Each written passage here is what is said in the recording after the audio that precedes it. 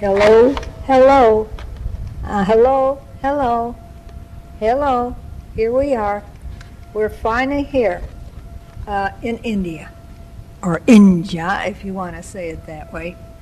We spent 26 hours flying and 10 hours or so in the airport for a total of 36 hours.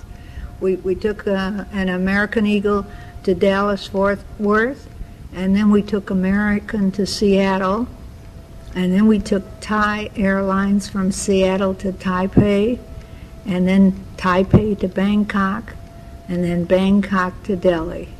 And then we got here, and we got here about 6 o'clock in the morning, and the rooms weren't ready yet. Can you imagine that?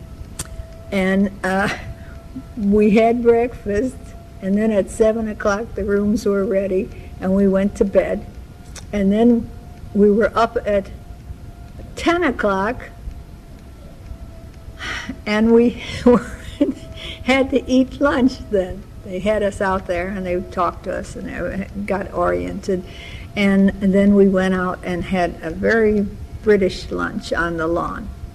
It was just unbelievable. It was like one of those movies, and they're all everyone in the restaurant and in the hotel here is dressed like you would see in movies. It's just something to see. It's unbelievable. Anyway, they had us up, and they took us on a city tour of New Delhi. By that time it was noon, and it was 70 degrees, and we went and we saw all the things, the president's house and the palace of Rajpa, and we saw the QT Minar. It's a tower 72 meters up in the air. It's a minaret. And all these things that we're listening and don't understand what they are, but we're looking at them, and some were very beautiful. The minaret that went up in the air was a sandstones, and they were just beautiful. So we saw that. They have a lot of parks out here, and a lot of people out there sleeping in the parks. Well, of course, there's so many people that are homeless, the homeless people. And the buses, the traffic is tremendous. I found out that this New Delhi is the fourth most polluted city in the world. Now, isn't that exciting?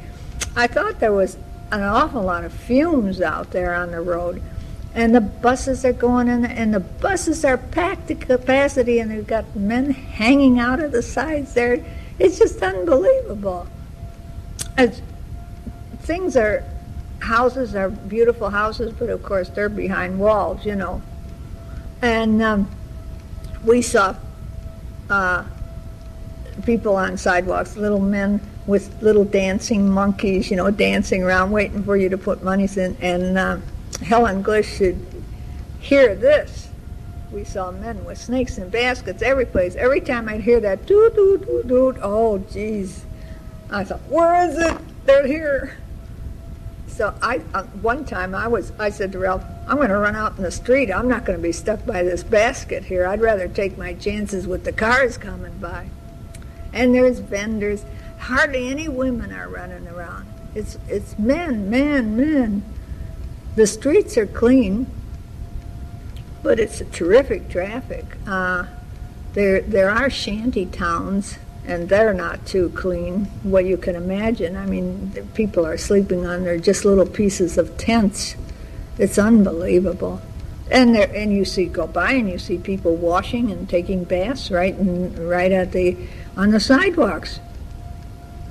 But this is life, I guess. We were in the hotel, the Imperial Hotel, and it's an old British hotel that our ceilings are 12 foot high. The halls are real wide, and they've got chandeliers hanging from them.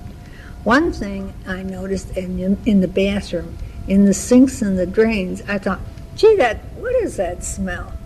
Well, they have mothballs sitting in the drains of the tubs and the sinks. And I asked somebody, I said, what is that for? Well, apparently in case there's any bugs in the drains, they don't climb up into the room. So I left the mothballs there, even if they smell terrible.